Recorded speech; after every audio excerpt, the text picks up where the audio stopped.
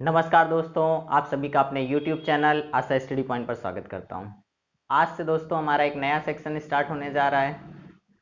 Science के section में हम बात करें तो बायोलॉजी पोर्शन पे हम चर्चा करते हैं, क्योंकि जो भी वनडे एग्जामिनेशन है आपने देखा होगा फिजिक्स केमिस्ट्री की अपेक्षा बायोलॉजी से ज़्यादा क्वेश्चन आते हैं।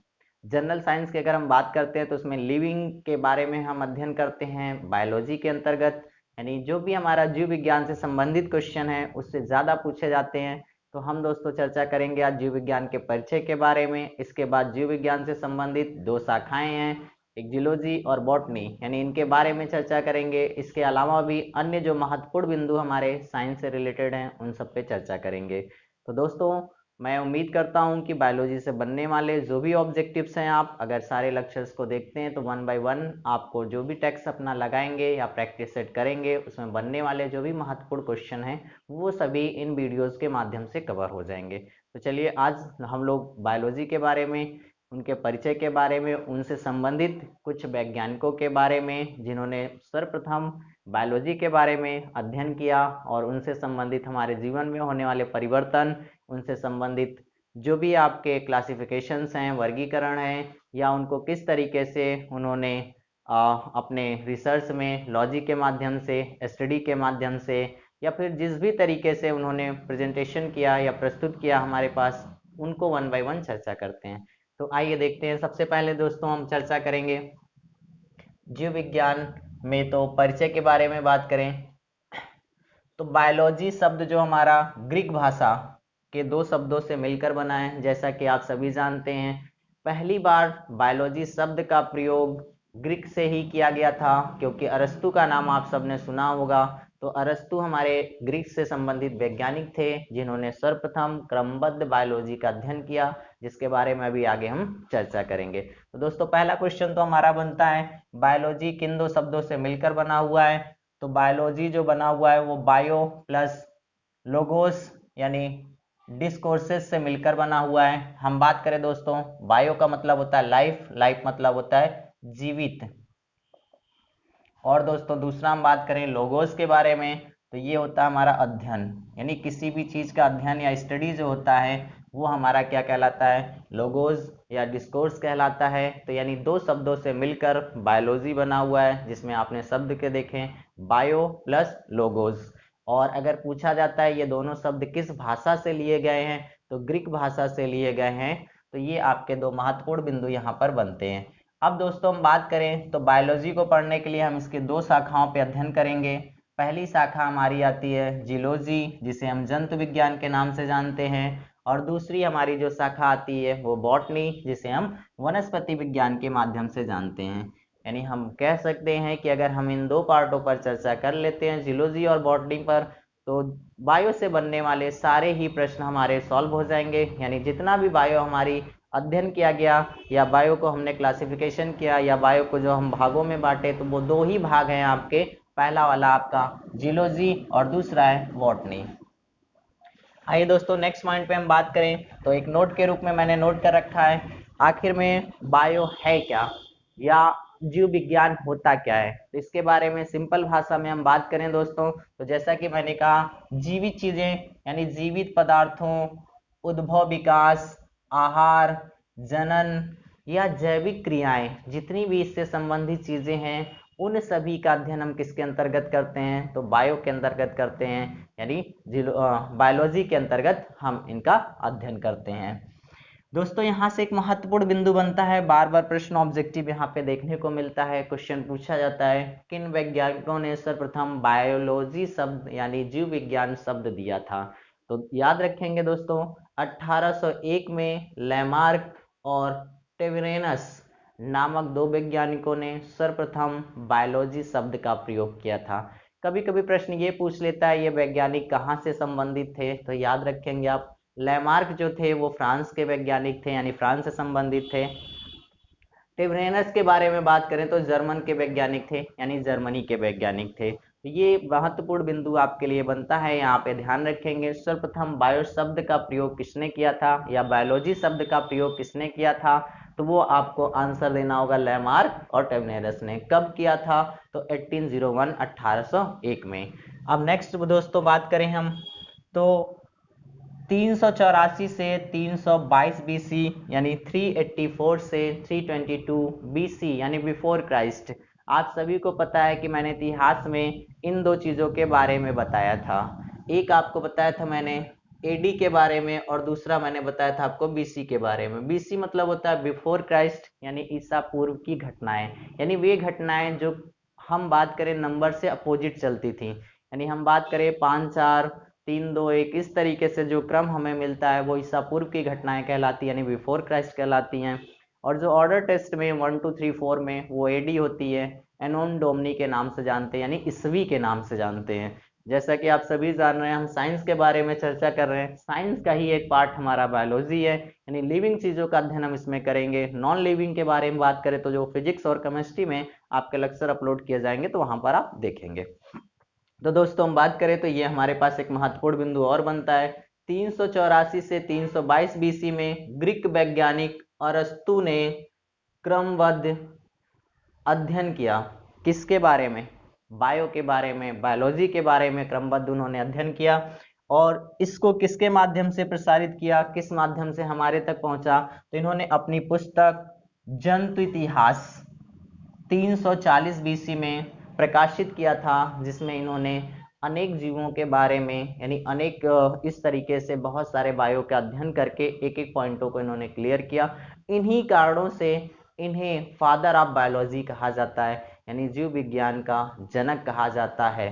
तो यहाँ पे दोस्तों ये बार बार क्वेश्चन पूछता है, फादर ऑफ जियोलॉजी किसे कहते हैं, यानी जंतु विज्ञान का जनक किसे कहा जाता है? तो अरस्तु को कहा जाता है। अगर इसी का कभी कभी ऑप्शन आपका अरस्तु नहीं देता है तो वहां पे ऑप्शन इंग्लिश का दिया होता है, एरिस्टोटल। तो याद रखेंगे दोस्तों, एरिस्टोटल भी नाम अरस्तु का ही है। कभी कभी हम देखते हैं कि ऑब्जेक्टिव ऐसा बनता है अरस्तु ना देकर ये नाम लिखा होगा तो आप कंफ्यूज हो जाएं या आपने कहीं पढ़ा, तो इन चीज़ों को ध्यान रखें। कुछ ऐसे हमारे ऑब्जेक्टिव हैं जो हिंदी इंग्लिश कॉम्बिनेशन लेकर चला जाता है, तो इंग्लिश का ही वर्ड वो हिंदी में लिख दिया जाता है, तो आप यहाँ पे ध्यान रखिएगा। ये क्वेश्चन इंपॉर्टेंट भी तौर पे आप लिख लीजिए, फादर ऑफ जियोलॉजी किसे कहते हैं? तो अरस्तु को यानी एरिस्टोटल को।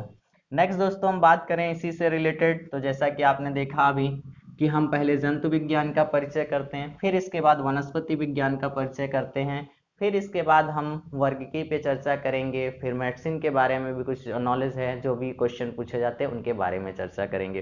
क्योंकि आज का जो हमारा टॉपिक है वो केवल बायोलॉजी के हर शाखाओं के अध्ययन से संबंधित है, यानी उनके बारे में जानकारी किसने दी, किसके माध्यम से दी, कब दिया गया और वो किस तरीके से बायोलॉजी के विस्तृत रूप को विस्तार किए, उन्हीं से संबंधित पॉइंट टू पॉइंट पे हम चर्चा करेंगे। नेक्स्ट पॉइंट दोस्तों हम बात करें तो 370 टू 287 बीसी में यानी 370 से 287 ईसा पूर्व में थियोफ्रेटस ने अपनी पुस्तक हिस्टोरिया प्लेंटोरियम, याद रखिएगा दोस्तों किताब हिस्टोरिया प्लेंटोरियम पुस्तक है किसकी? थियोफ्रेटस की, जिन्होंने सबसे पहले क्या किया था, 500 प्रकार के पौधों का वर्णन किया था। अब हम दोस्तों अगर बात करें तो वनस्पति विज्ञान से ही संबंधित है हमारा, पेड़ पौधों का अध्ययन ही हमारा क्या कहलाता है? वनस्पति विज्ञान कहलाता है। तो वनस्पति विज्ञान के बारे में अगर पर्टिकुलर पूछता है तो हम थियोफ्रेटस का नाम वहां चर्चा करते हैं और उनकी किताब भी महत्वपूर्ण बनती है। जैसे इनकी किताब है आपकी जंतु इतिहास, इसी तरीके इनकी जो किताब है हिस्टोरिया प्लेंटोरियम, याद रखेंगे आप। इसका वर्णन करने के कारण ही इन्हें फादर ऑफ बॉटनी कहा जाता है, यानी यहाँ पे आप ध्यान रखें, फादर ऑफ बॉटनी अगर पूछता है यानी कहता है वनस्पति विज्ञान का जनक किसे कहते हैं या वनस्पति का पिता किसे कहते हैं, तो आप वहां पे आंसर देंगे थियोफ्रेटस। एक्चुअल में होता क्या है कि जब हम पेपर के समय पे रहते हैं या एग्जाम को फेस कर रहे होते तो वहाँ कंफ्यूजन जनरेट होता है उसका रीज़न ये होता है कि ऑप्शंस ऐसे बनाए जाते हैं जिसमें आपके ऑप्शन अरस्तु भी होंगे, लैमार्क भी होंगे और आपके थियोफ्रेटस भी होंगे, या फिर आपके नेक्स्ट वैज्ञानिक आपको हिपोक्रेटस भी होंगे। तो ऐसा ऑप्शन बनाता है, ज़रा सा अगर आपने वहाँ पे कन्फ्यूज़न जनरेट हो गया तो ऑप्शन गलत हो जाता है और फिर आपका आंसर भी गलत होने के चांसेस बढ़ जाते हैं। इसलिए आप चीज़ों को बहुत अच्छे से समझें, पॉइंट टू पॉइंट समझें कि किसको किससे संबंधित करना है। तो जब अगर आप पॉइंट टू पॉइंट क्या करेंगे, लिंक बनाकर तैयार करेंगे यानी जोड़कर तैयार करेंगे, तो डेफिनेटली जब आपका ऑब्जेक्टिव बनेगा वहाँ पे तो 100% आप उस ऑब्जेक्टिव को टच कर पाएंगे जो आपका सही होगा। चलिए तो दोस्तों यहाँ पे अभी आपने देखा, अभी हमने जियोलॉजी के बारे में चर्चा किया, बॉटनी के बारे में चर्चा किया। अब यहीं पे चर्चा कर लेते हैं ह्यूमन डिसीज के बारे में, यानी मानव रोग के बारे में किसने सबसे पहले चर्चा किया और किनका नाम आता है। तो बात करें तो 460 से 370 बीसी में 370 में हिप्पोक्रेटस ने सर्वप्रथम मानव रोग पर लेख लिखा।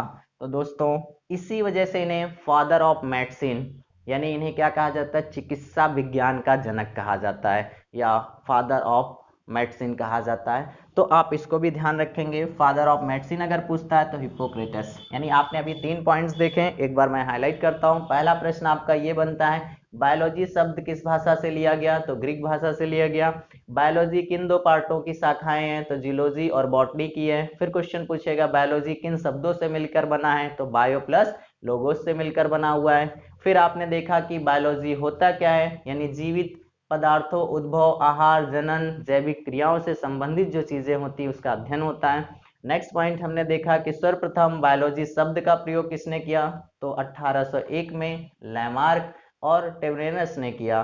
फिर दोस्तों हमने चर्चा किया कि फादर ऑफ जियोलॉजी किसे कहते हैं, तो अरस्तु को। फिर इसके बाद फादर ऑफ बॉटनी किसे कहते हैं, थियोफ्रेटस को। फादर ऑफ मेडिसिन किसे कहते हैं, हिप्पोक्रेटस को।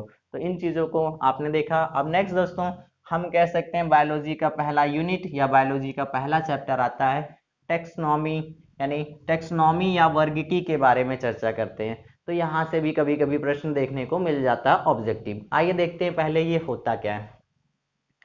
टेक्सोनॉमी या वर्गीकी से आपको समझ में आ रहा होगा किसी चीज को अध्ययन करने के लिए अलग अलग शाखाओं में बांटना या उसके भिन्न भिन्न गुण के अनुसार या उनके बनावट के अनुसार उनका एक अपना क्लास बना देना, यानी उनका एक वर्ग बना देना और उनमें चीजों को बहुत अच्छे से यूनिट वाइज अध्ययन करना ही हमारा क्या है, टेक्सोनॉमी यानी वर्गीकी है। तो आइए दोस्तों यही पॉइंट मैंने लिखा है, अलग अलग प्रकार के जीव जंतुओं का नामकरण और वर्गीकरण ही क्या कहलाता है, आपका टेक्सोनॉमी कहलाता है, टेक्सोनॉमी कहलाता है या वर्गीकी कहलाता है। यानी देखिए डिफिनेशंस बताने का मेरा केवल इतना उद्देश्य है कि आप उस चीज को जानें। पेपर में आपके डिफिनेशंस नहीं पूछता है, उससे संबंधित ऑब्जेक्टिव प्रश्न पूछेगा। डिफिनेशन केवल आपके नॉलेज के लिए कि बायोलॉजी क्या होती है, जियोलॉजी क्या होती है, बॉटनी क्या होती है और टेक्सोनॉमी क्या है या वर्गीकी क्या है। तो इनका अगर हम शॉर्ट डिफिनेशन तैयार रखते हैं तो उनसे चीजें हमें और क्लियर होती हैं। तो आइए दोस्तों हम चर्चा करें टेक्सोनॉमी के बारे में। तो 1735 यानी 1735 में कैरोलस लिनियस, ये नाम आपको याद रखना है, बार बार क्वेश्चन पूछता है, ने अपनी पुस्तक सिस्टेमा नेचुरी, पुस्तक का नाम याद रखिए, कई बार पूछा गया है। सिस्टेमा नेचुरी में 4000 से ज्यादा जीवों का वर्गीकरण किया और इसी कारण फादर ऑफ मॉडर्न टेक्सोनॉमी के जनक किसे कहते हैं, या आपसे क्वेश्चन पूछेगा फादर ऑफ मॉडर्न टेक्सोनॉमी कौन है, तो हो जाएगा कैरोलस लिनियस। तो उम्मीद करता हूं दोस्तों ये जितने भी पॉइंट्स मैं बता रहा हूं वो 1 बाय 1 आप अच्छे से तैयार करेंगे, कंफ्यूजन नहीं होना चाहिए, कहाँ अरस्तु देना है, कहाँ थियोक्रेटस देना है, कहाँ हिप्पोक्रेटस देना है और कहाँ पे कैरोलस लिनियस देना है। अब इसी से रिलेटेड दोस्तों एक हम एग्जाम्पल के तौर पे बात करें तो क्वेश्चन यहाँ पे पूछता है टेक्सोनॉमी का पदानुक्रम, यानी टेक्सोनॉमी जो कैरोलस लिनियस ने दिया उसमें कितने भागों को बनाया और उन भागों को में सबसे बड़ा कौन सा समूह है, सबसे छोटा समूह कौन सा है, किसका क्या क्रम है। तो दोस्तों आप एक देख पा रहे होंगे यहाँ पे एक क्रम मैंने बना रखा है। जिसमें आपने छोटे से बड़े की तरफ एरो बना रखा है। आपने चाहे तो आप इसको बड़े से छोटे अरेंजमेंट कर सकते हैं या छोटे सा बड़ा कर सकते हैं। तो समझिएगा एक्चुअल में जो बड़ा समूह है वो उसको मैंने पहले टारगेट बनाया है। तो अगर हम बात करें तो टेक्सोनॉमी में जो कैलोरस लिनियस ने विभाजन किया या वर्ग किया उसका, वो 7 तरीके से उन्होंने किया, जैसा कि आप सभी देख पा रहे होंगे। हम पहले के बारे में बात करें तो पहला पॉइंट इन्होंने दिया किंगडम, जो जगत यानी सबसे बड़ा जो समूह बताया उन्होंने वो आपका किंगडम बना। तो क्वेश्चन पूछा जाता है यहाँ से कि वर्गीकी में या टेक्सोनॉमी में सबसे बड़े समूह को किस नाम से जाना जाता है, तो आपका किंगडम के नाम से यानी जगत के नाम से जाना जाता है। जैसे कि एग्जाम्पल के तौर पे भी अभी हम चर्चा भी करेंगे आगे, मैंने मानव के समूह को अलग करके बताया भी कि किस तरीके से हम सभी जो एक मनुष्य या मानव के बारे में बात करें तो किस तरीके से उसका नाम बना, किस तरीके से उसकी अलग अलग चीज़ों को हमने उसको कैटेगराइजेशन किया, उसका क्लासिफिकेशन किया है, और ये सारे हमारे वैज्ञानिकों ने क्या क्या क्वालिटी देखी और किस तरीके से हमें समूहबद्ध किया। तो इस तरीके से आप देख पा रहे हैं कि यहाँ पे आप कैरोलस लिनियस को देख रहे हैं, 4000 से ज़्यादा जीवों को इन्होंने लिया है। लेकिन हमारे एग्जाम में जो महत्वपूर्ण है केवल उन पर ही चर्चा करते हैं हम, क्योंकि हमारा अगला यूनिट जो होगा जीवों का नामकरण की पद्धति, तो वहाँ पे हम इनसे बनने वाले ऑब्जेक्टिव प्रश्नों के बारे में भी और चर्चा करेंगे। तो आज केवल हम इनके क्लासिफिकेशन को देखते हैं, प्लस ह्यूमन यानी मानव के बारे में हम चर्चा करेंगे कि किस तरीके से मानव को अलग अलग वर्गों में बांटा गया। तो दोस्तों दूसरा हम बात करें तो इसके बाद फिल्म या फिर आपका डिवीजन आता है, यानी संघ या भाग के नाम से दूसरा माना जाता है। तीसरा जो होता है क्लास यानी वर्ग के नाम से, और चौथा आता है ऑर्डर यानी गण के नाम से। पांचवा आता है फैमिली यानी कुल के नाम से, और जीनस यानी वंश, और आपका सेपियंस यानी जाति। तो दोस्तों इस तरीके से क्वेश्चन आपसे पूछेगा सबसे छोटा समूह कौन सा है, तो आपका हो जाएगा स्पीसीज, सॉरी ध्यान दीजिएगा दोस्तों, स्पीसीज यानी जाति। ठीक है, तो यहाँ पे अगर हम बात करें तो एक बार देखिए इंग्लिश में आप देख सकते हैं या हिंदी में भी तैयार कर सकते हैं। यानी पहला जगत के बारे में बात करें तो जो सबसे बड़ा समूह है किंगडम के नाम से, जगत के नाम से। दूसरा आपका संघ या डिवीजन के नाम से, भाग के नाम से। तीसरा क्लास यानी वर्ग के नाम से। चौथा आपका ऑर्डर यानी गण के नाम से। पांचवा आपका हो जाता है फैमिली यानी कुल के नाम से। और छठा आपका आता है जीनस यानी वंश के नाम से। और लास्ट वाला आपका आता है स्पीसीज यानी जाति के नाम से। तो अब दोस्तों इसी में देखिए मैंने एक क्रम बना दिया है आपका। अगर हम बात करें तो किंगडम एक बहुत बड़ा जगत है, जिसमें हम बात करें उसे क्या नाम दिया गया है, तो उसको नाम दिया जाता है, उसमें रहने वाले जीवों को इनेमेलिया के नाम से जाना जाता है। इनेमेलिया के नाम से जाना जाता है। उसी का एक समूह आपका मानव है।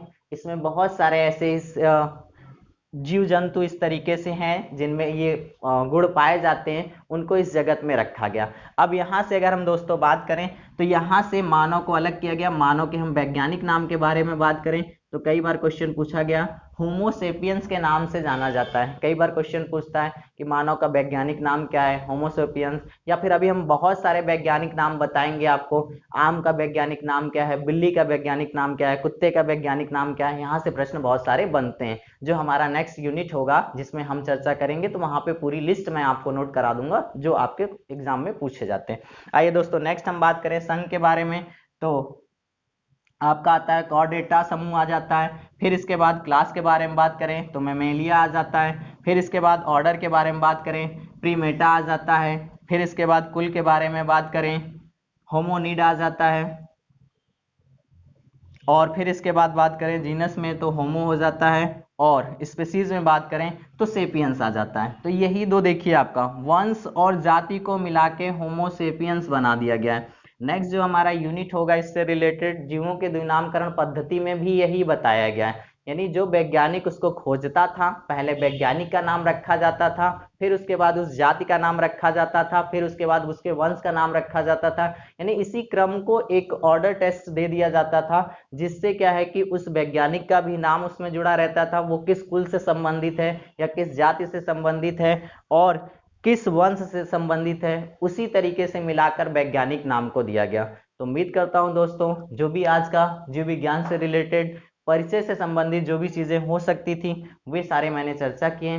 आप वन बाय वन हमारे साथ नोट्स बनाते रहिए। तो जिस तरीके से वीडियोस अपलोड होते रहेंगे उसी तरीके आप नोट्स तैयार करते रहेंगे, तो एक समय आएगा जैसे बायोलॉजी कंप्लीट होगा आपके बनने वाले बायो से ऑब्जेक्टिव भी कंप्लीट हो जाएंगे। धन्यवाद दोस्तों।